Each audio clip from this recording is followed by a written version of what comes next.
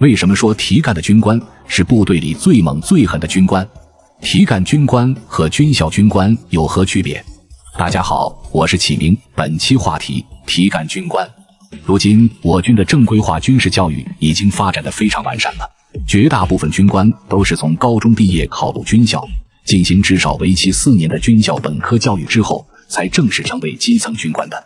但在我军的发展过程中，提干一直是一个重要的士兵晋升途径，有利于让在基层练兵带兵过程中表现优异的士兵、士官获得成为军官的可能，从而丰富我军的军官构成体系。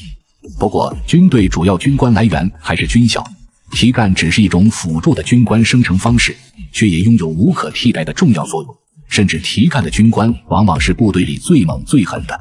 提干的军官为何最猛最狠？能够从普通士兵或士官身份获得相对稀缺的提干机会，首先肯定是军事技能、政治素质以及领导能力和个人表现等各个方面都全面胜出的顶级优秀士兵，而且起码是完成了2年的义务兵服役期，有的甚至是已经转为志愿役，服役时间更长的士官，在基层摸爬滚打了一定年限，并且拥有很强的战训实战能力，在基层带兵练兵等方面更是一把好手，而且基本都在各类重大演习、比赛中获得过多项荣誉的狠人。不过相比于军校军官，提干军官也有劣势。提干的军官有何劣势？最主要的就是文化程度。虽然我军当中目前大学生士兵的比例越来越高，军队基层整体文化程度也在大幅提高，同时一般提干的军官最低文化程度也要是高中毕业，但即便是普通大学毕业的，也没有接受过正规的军校教育，在适应高技术条件下的现代化指挥能力上可能会有欠缺。所以提干军官一般在任职之前还需要进入军校深入学习，这就自然会造成提干军官的年龄较大，在往后的晋升空间就会更小，多少还是集中在营连派的基层岗位上。主要活跃在基层岗位上的提干军官究竟有何独到的价值？部队完全离了这群人还真不行。提干军官普遍在年龄上大几岁是无法避免的，但是年龄更大的背后并非只是多当几年兵那么简单，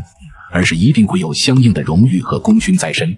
这支崇尚荣誉以实力说话的部队，就是带兵能力最好的证明，也是让基层士兵能够服气并接受领导最重要的原因之一。相反，直接从军校毕业的军官，虽然高考时能力出众，指挥和技术理论的能力也很强，但是毕竟在军校中没有过多立功的机会，不容易服众，而且出到基层更容易出现理论脱离实际的情况，需要进一步的磨练，而提干军官则完美规避。提干军官下连队为何能够做到无缝衔接？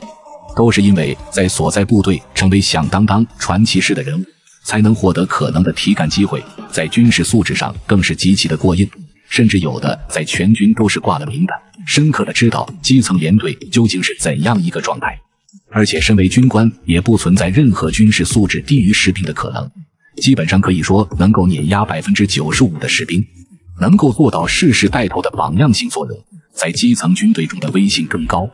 为何提干军官的威信天然很高？